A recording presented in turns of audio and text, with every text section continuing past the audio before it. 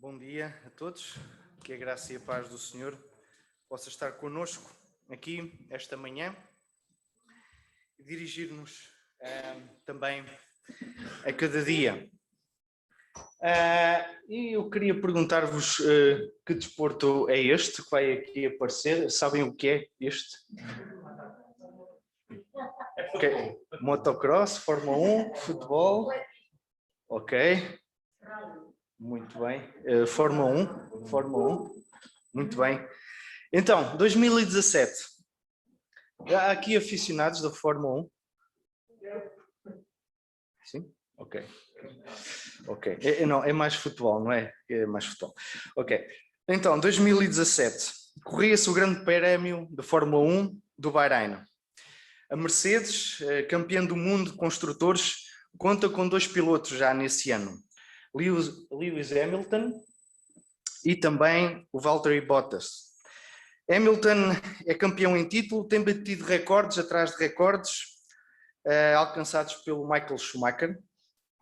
E Bottas muito menos vitórias, muito menos pole positions. Eles pertencem à mesma equipa. Uma equipa que tem a mesma filosofia, tanto um como para o outro. Quase todos têm os mesmos técnicos e mecânicos, o mesmo tipo de material, um carro muito semelhante um ao outro. Talvez difiram alguns engenheiros, alguns mecânicos, mas de resto é tudo igual. A equipa é a mesma. E como calculam, os pilotos competem sobretudo com as equipas concorrentes, com outros pilotos de outras equipas. Mas e quando a concorrência não está à altura e os grandes adversários são, afinal, estes companheiros de equipa? O que acontece quando ambos os pilotos da mesma equipa, companheiros da mesma equipa, querem ganhar? Lembram-se das histórias do Ayrton Senna e do Alain Prost. A determinada altura da corrida, Bottas, que é aquele que não tem nenhum título ainda, vai na frente da corrida e recebe ordem para deixar passar o seu colega Hamilton. Como reagir a esta situação? Ele deve pensar, eu quero muito ganhar, mas eu tenho indicações do meu chefe de equipa para deixar passar o meu colega, que afinal, ele até já tem mais títulos do que eu. Por que é que o deixam passar? Bottas deixou-o passar em 2017. Em 2018 passou-se a mesma situação, agora no Grande Prémio da Rússia. Nós não vemos aquilo que se passa nos bastidores. Mas a Netflix tem um documentário que vai mostrando, ano após ano, aquilo que vai passando nos bastidores destas corridas. E não é algo assim tão bonito de se ver e de se perceber. Bottas chegou a dizer muitas vezes, houve muitas coisas difíceis de aceitar na equipa. O meu papel era, muitas vezes, servir apenas de apoio, como segundo piloto. Era difícil. A única coisa que quero fazer como piloto é ganhar a corrida. Não é andar a facilitar a vida ao meu colega. Então, quando o Lewis vence, ele diz, uma expressão dele, que é como torcer uma faca espetada em mim. E as pessoas podem pensar o que quiserem, mas eu estou aqui para ganhar também. Nesta e noutras equipas, nos bastidores daquilo que se passa fora das corridas, os grandes rivais, por vezes, acabam por ser os companheiros dessa mesma equipa. Então o caldo fica mesmo azedo quando 2 companheiros da mesma equipa, na disputa pelos lugares, a tentar um ultrapassar o outro, os carros colidem e saem os 2 da corrida. A sua equipa fica sem os pontos. Ou então, como aconteceu no Grande Prémio da Rússia em 2020, Bottas ganhou. E há sempre uma grande festa à vista de todos, não é? Quando passam a meta. Mas depois nos bastidores não foi isso que aconteceu. Ele estava à espera que tivesse uma grande recepção da sua equipa. Mas ele, quando chegou para festejar a festa da equipa, como eles dizem, não estava ninguém. Ele efetivamente sentiu-se relegado para segundo plano. Ele era, afinal, o suplente, o inferiorizado. É difícil ser-se usado para que outros possam brilhar. Isto é o desporto, muita competição, muito dinheiro envolvido nos patrocínios, mas também revela pouca ética, pouco altruísmo, muita vanglória pessoal de cada um. Onde está a coerência, neste caso, e a equidade no tratamento, na afetividade, na igualdade de oportunidades e na filosofia de equipa? De que forma também nós, Igreja, somos coerentes com o padrão de qualidade cujos princípios, valores e forma de estar uns com os outros e connosco próprios, que são baseados nos frutos do Espírito, como nós vimos a semana passada? Como é que nós somos coerentes com este padrão de qualidade numa equipa esfiada pelo Nosso Senhor? Quero convidar-vos a abrirmos em Gálatas, continuarmos em Gálatas e dar continuidade àquilo que temos lido e aprendido nestas semanas. E o título que eu tenho para hoje é Uma Vida Coerente. Uma Vida Coerente. E vamos ler então em Gálatas. Não sei se o Luís consegue ver. Ok, mas temos as nossas Bíblias. E vou ler. Se vivemos no Espírito, andemos também no Espírito. Não nos deixemos possuir de vanglória, provocando uns aos outros, tendo inveja uns dos outros. Irmãos, se alguém for surpreendido em alguma falta, vós que sois espirituais, corrigi-o com espírito de brandura, e guarda-te para que não sejas também tentado. Levai as cargas uns dos outros e assim cumprireis a lei de Cristo. Porque se alguém julga ser alguma coisa, não sendo nada, a si mesmo se engana. Mas prove cada um o seu labor, e então terá motivo de gloriar-se unicamente em si e não em outro. Porque cada um levará o seu próprio fardo. Mas aquele que está sendo instruído na palavra, faça participando de todas as coisas boas aquele que o instrui. Até aqui, a palavra do Senhor. Vamos orar. Senhor, obrigado pelo privilégio e pela liberdade que temos de abrir a tua palavra. Pedimos que tu fales aos nossos corações, que tu transformes, renoves e restaures as nossas vidas. Para a tua honra e glória e para a expansão do teu reino. No nome de Jesus. Amém. Versículo 25. Se vivemos no Espírito, andemos também no Espírito. Ok, o que é viver no Espírito? A palavra viver, este viver aqui, vem do grego zoman. E efetivamente significa estar vivo. Mas não vivo num sentido físico. Significa estar vivo espiritualmente. Ou seja, é estar num estado de salvação da morte espiritual. Como sabem, é possível estar fisicamente vivo, mas espiritualmente morto aos olhos de Deus. E este estar vivo, se vivemos no Espírito, é estar vivo no Espírito, é estar vivificado. Então esta afirmação retórica aponta para um estado de vida espiritual. Estar vivo no Espírito é já ter passado pelo processo de conversão e arrependimento, como Paulo diz neste mesmo livro, no capítulo 2 e versículo 20. Já estou crucificado com Cristo. E vivo, não mais eu, mas Cristo vive em mim. E a vida que agora vivo na carne, vivo-a na fé do Filho de Deus, o qual me amou e se entregou a si mesmo por mim. Então, estar vivo no Espírito é ter este tipo de vida. Não ser mais eu a viver, mas Cristo a viver em mim. Já não sou eu quem vive, mas Cristo vive em mim. É dirigido a todos aqueles que já foram vivificados, todos aqueles que já foram salvos, a todos aqueles que já nasceram de novo, a todos aqueles que deixaram, abandonaram, enjeitaram a sua velha natureza e agora revestiram-se de uma nova criatura, de uma nova natureza. Então todos os cristãos têm a presença do Espírito Santo nas suas vidas, que habita neles, como força individual para viver de maneira que agrade a Deus. todos os salvos foram capacitados para viver dessa forma e assim começarem a desenvolver frutos. Aqueles frutos do Espírito que ouvimos a semana passada. E o que é que lhes é pedido? Que andem de acordo com esta vida que têm agora. Então, basicamente, é-lhes feito o desafio de serem coerentes. E ser coerente é ser, de um ponto de vista físico, recíproca aderência que têm entre si todas as partes de um corpo. Isto é conforme um dicionário. Num sentido figurado, conformidade entre factos ou ideias, nexo ou conexão. Isto é ser coerente.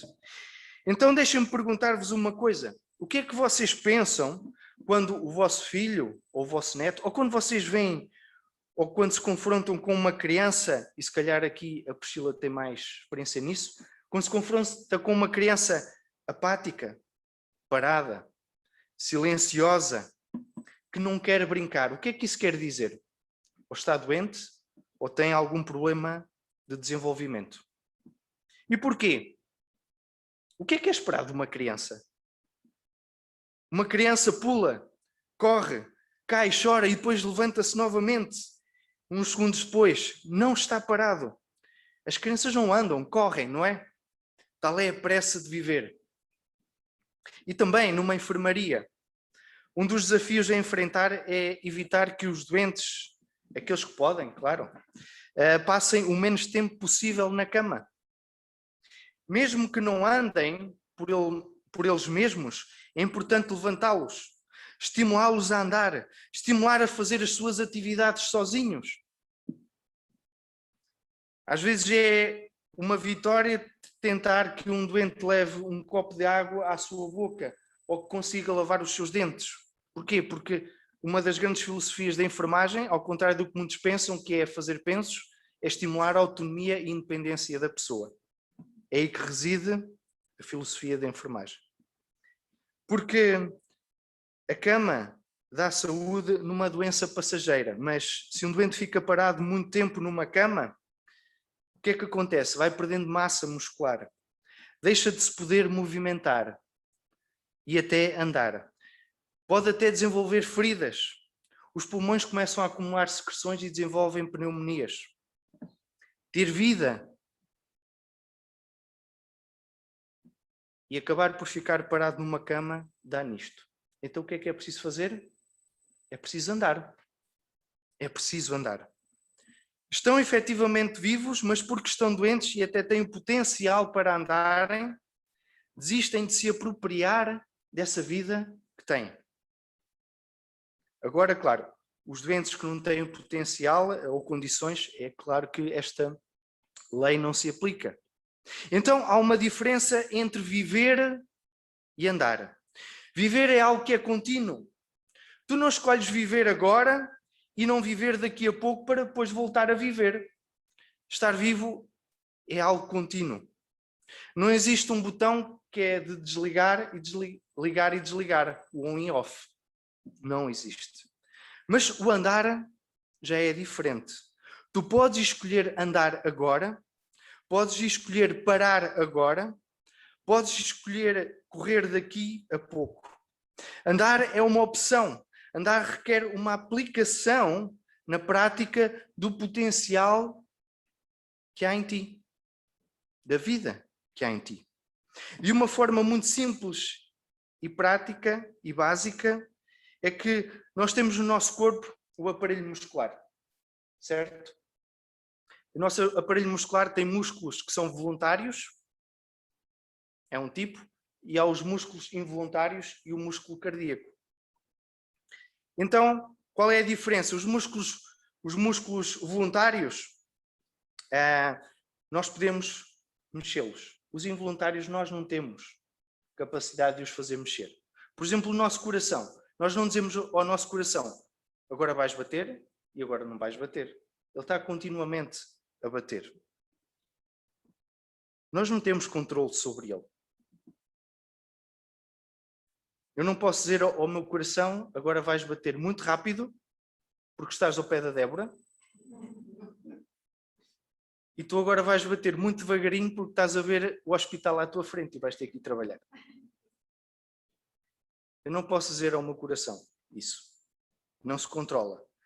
Mas eu posso dizer ao músculo do meu braço para se levantar e para baixar. Eu posso dizer ao músculo da minha perna para começar a andar. Ter vida espiritual, termos vida, não depende de mim, não depende de ti, mas termos um andar de forma que possa refletir essa vida que nós agora temos, isso já depende de nós. A forma como nós decidimos andar. A forma como eu ando e onde ando, isso depende de mim. E andar de acordo com a vida que tenho chama-se coerência. Sermos coerentes. Sermos coerentes com a vida que temos. Então, se já vivemos no Espírito, o desafio de Paulo é que sejamos coerentes e andemos de acordo com a vida no Espírito. A coerência com esta vida é avaliada tendo em conta se tu frequentas um talho ou se tu frequentas um pomar. Como falámos a semana passada, há uma tensão constante da guerra entre as obras da carne e os frutos do Espírito. E quando o Carlos estava a falar sobre as obras da carne e os frutos do Espírito, veio à minha mente as obras da carne como sendo um talho.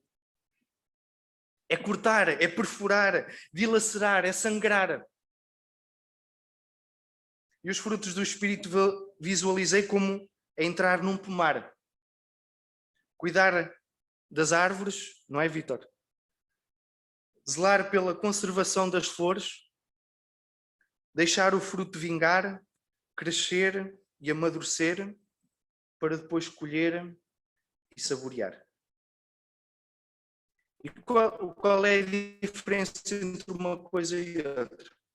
Isto no pomar requer tempo, requer paciência, requer cuidado, requer persistência, requer saber lidar e ajustar-se às mudanças de tempo e às tempestades. Requer saber fazer e saber ser. Por isso, se vivemos, andemos também. Coerência com o Espírito que agora habita em nós. E depois no versículo 26, não nos deixemos.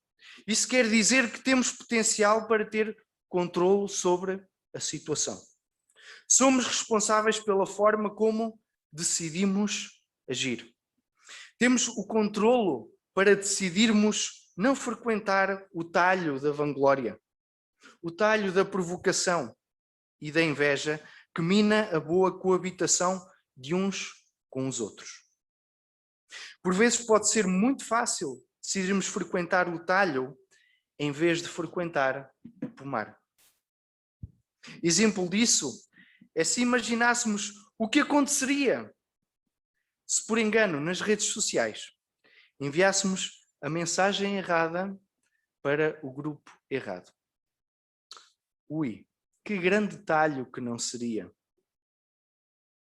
Um exemplo disso, numa vertente cómica e divertida, foi de um colega que nós temos uma mensagem, um grupo no WhatsApp do grupo dos enfermeiros lá do meu serviço, chama-se esse grupo Marotices, da UTH, e o colega mandou por engano uma mensagem para aquele grupo.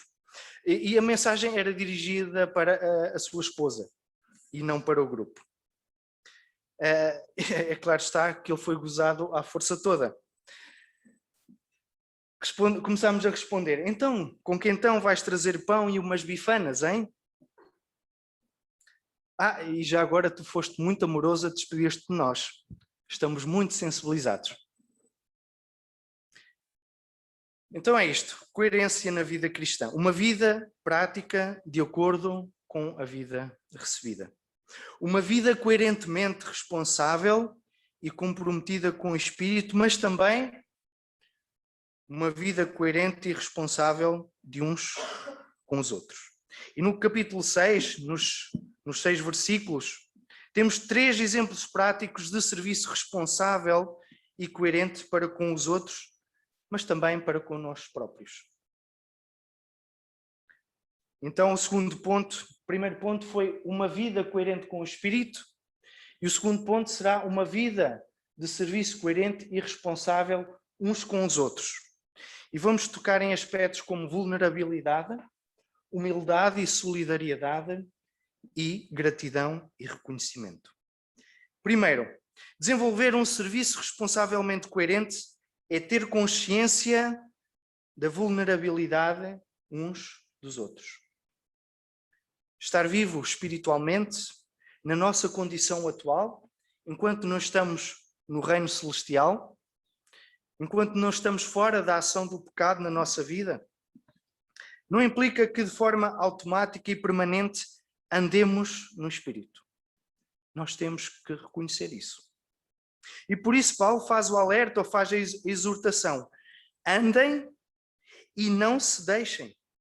Porque, como já vimos, a forma como andamos vai depender de nós. Por isso, a forma como encaramos e como vivemos de forma prática o nosso dia a dia tem de ser coerente com esta realidade. E o que é que esta realidade nos diz no versículo 1? A realidade aponta-nos para a nossa condição de vulnerabilidade. E essa vulnerabilidade é patente quando alguém é apanhado em alguma falta. Como agir quando apanhamos alguém em falta? Diz aqui, corrigir com espírito de brandura, com bondade.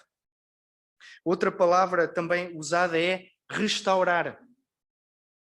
E a palavra grega usada aqui, restaurar, o catarizo, era uma expressão médica grega usada para fixar um osso quando estava fraturado. Agora nós precisamos de restaurar esta fratura. Como é que se deve proceder a essa restauração?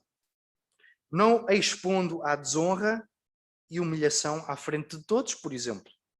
Mas também não se pode ignorar o estrago que essa falta fez na vida do faltoso. Nem se pode ignorar o estrago que esse exemplo pode fazer na vida de outros. Somos vulneráveis à ação do pecado, porque o pecado engana. E ter uma atitude coerente é ter noção do quanto a nossa condição humana é vulnerável à ação do pecado e estar receptivos à correção de um irmão na fé. Isso deve ser encarado como uma forma de serviço com vista ao nosso aperfeiçoamento e não à nossa humilhação. Segundo, desenvolver um serviço responsavelmente coerente é ter humildade e solidariedade uns para com os outros. Outro exemplo prático de serviço responsável e coerente é ter a humildade de levar as cargas uns dos outros e solidariedade também. E cargas são entendidas como fardos muito pesados, mas não são do que as dificuldades ou os problemas com que as pessoas acham difícil lidar na sua vida. Levar indica carregar algo com perseverança, não desistir. Sabem, antigamente não havia água nas casas portuguesas, não é? O que é que as pessoas faziam? Tinham que ir à fonte buscar água, não é? Iam várias vezes, iam muitas vezes à fonte buscar água para quê? Satisfazer as necessidades da sua família. Seja para beber água, para confeccionar alimentos, seja para limpezas.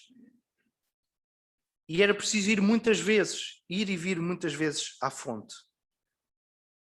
E o cansaço vai-se acumulando e a determinado ponto do caminho deixa-se cair o jarro e desiste-se daquele laboroso serviço. Porque não é fácil, cansa. E nem sempre existem palavras de gratidão para encher o nosso depósito de motivação para continuar.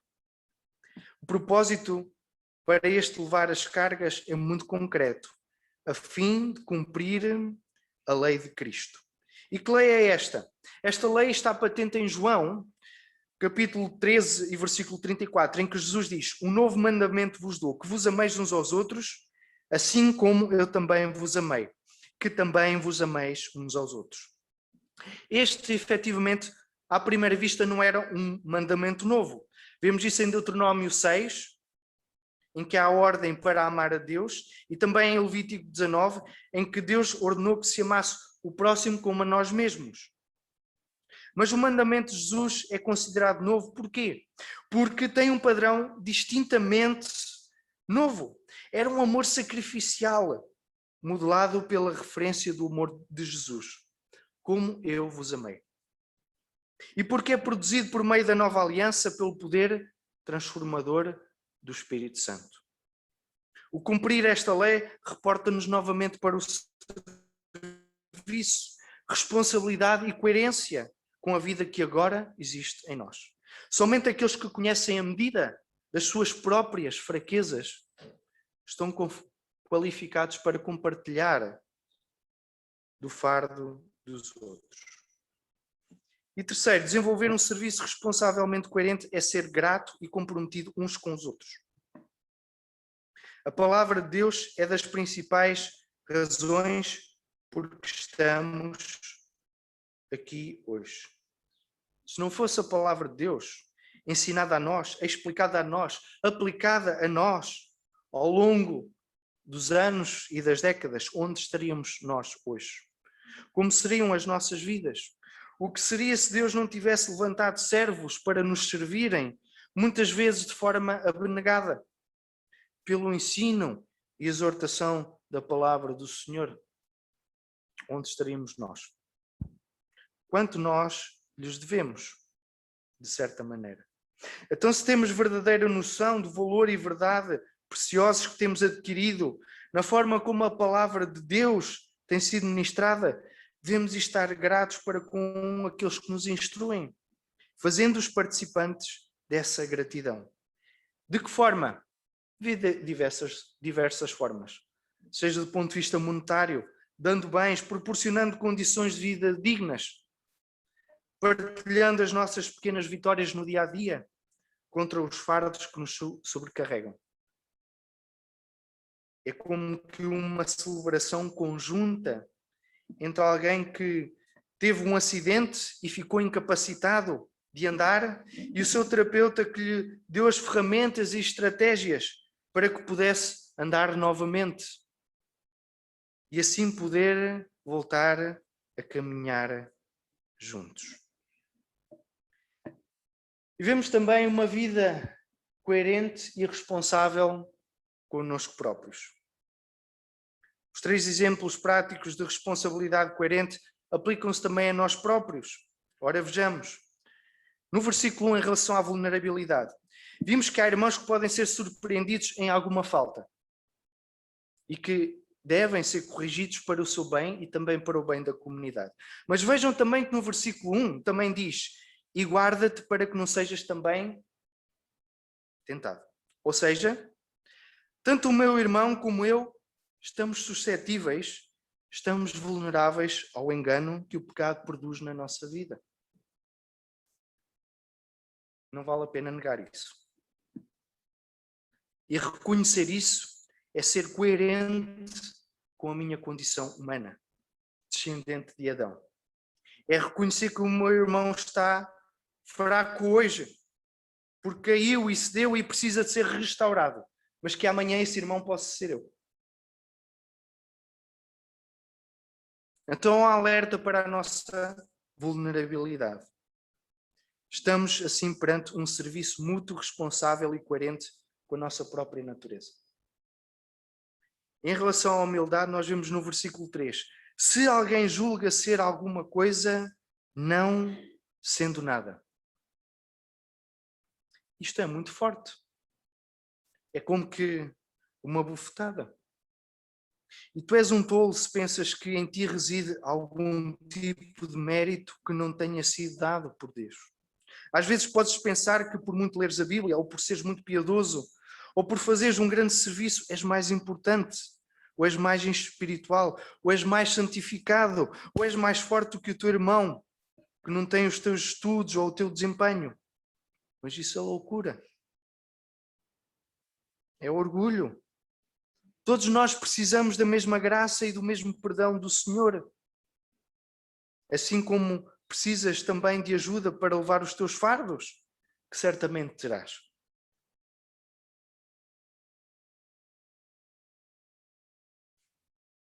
Se temos algum tipo de orgulho espiritual, vamos descer desse escadote e vamos juntar-nos aos demais.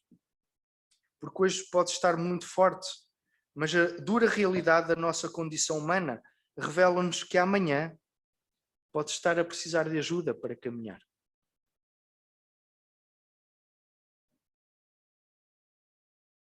Não há viajantes, não há crentes viajantes de primeira e segunda classe. Não há os mais espirituais, os menos espirituais. Estamos todos sujeitos às mesmas tentações. E se hoje estamos fortes, amanhã podemos estar fracos e vamos precisar de ajuda. Não há crentes de primeira ou crentes de segunda. Não é isso que a Bíblia nos ensina e nos mostra. Então, para o desenvolvimento de um serviço cristão, manifestado pela coerência entre o andar e o viver, é fundamental termos noção do quanto nós somos vulneráveis. Devemos ser sensíveis à vulnerabilidade do outro, corrigindo quando não estiver bem, com carinho e brandura, com uma motivação clara de restauração e não de julgamento e de humilhação. Assim como também devemos estar sensíveis à nossa vulnerabilidade e receptivos e sujeitos a essa mesma correção. E isto se chama coerência. Quando julgares que o teu irmão fez isto ou aquilo, lembra-te que tu também podes vir aqui no mesmo erro, ou até pior. Por isso nós precisamos nos servirmos uns aos outros. Como se houvesse uma autorregulação, no sentido de andarmos coerentemente de acordo com o Espírito que agora vive em nós. Eu lamento, mas eu também sou tão, ou provavelmente mais vulnerável do que vocês. E conto também com a vossa ajuda para melhorar, para vos servir melhor e assim também servir melhor o Senhor. É imprescindível também cultivarmos um sentimento de humildade, no sentido de que precisamos uns dos outros para levarmos, carregarmos e suportarmos os fardos que nos dificultam este andar. Não há super-heróis que podem levar o mundo aos seus ombros e permanecer por muito tempo. Uma forma é ser solidário com quem pede e necessita de ajuda, e também ser humilde o suficiente para pedir ajuda quando reconhece que está difícil. Lamento por não ser humilde o suficiente para reconhecer que preciso de ajuda para carregar os meus próprios fardos, sejam responsabilidades entregues, sejam até pecado, sejam tentação, seja não saber ser ou não saber fazer. E por fim, quão importante é vivermos em gratidão e reconhecimento para com aqueles que nos instruem na palavra. Fazer participante é envolvê-los no nosso progresso, é sustentá-los com um pouco dos nossos bens que vamos tendo. Partilhar as nossas vitórias pessoais e o nosso crescimento. No fundo é haver uma reciprocidade entre o que dá e o que recebe. Lamento que por vezes de agradecer ou não agradecer o suficiente e não partilhar de forma graciosa do vosso serviço para comigo. Lamento não entrarmos mais vezes neste pomar dos frutos do Espírito e saborearmos mais vezes juntos estes frutos do Espírito. Ajudem-me para não irmos tantas vezes ao talho e mostrem-me o caminho do pomar. Ajudem-me a instalar e cuidar dos frutos que estão a crescer. Que eles possam crescer, amadurecer, ser colhidos e que os possamos em festa provar e saborear. A nossa vida é como um campeonato. Mas não é um campeonato individual. Nenhum piloto de Fórmula 1 consegue vencer se estiver sozinho. Ele não consegue ajustar o carro. Ele não consegue sair para ir trocar os pneus a correr. E tantas centenas de coisas a controlar e a monitorizar, como se estivesse só, não é possível. Mas há uma meta para alcançar. Há uma corrida para vencer. Cada um com as suas funções, mas também cada um com as suas vulnerabilidades, com as suas falhas, com os seus dias maus, com o seu egoísmo, com o seu orgulho, com a sua ingratidão. Mas para vencermos somos desafiados a prestarmos um serviço uns aos outros de afinação e calibragem, em coerência com as instruções dadas pelo nosso chefe de equipa, que é o Senhor. Que Deus vos abençoe.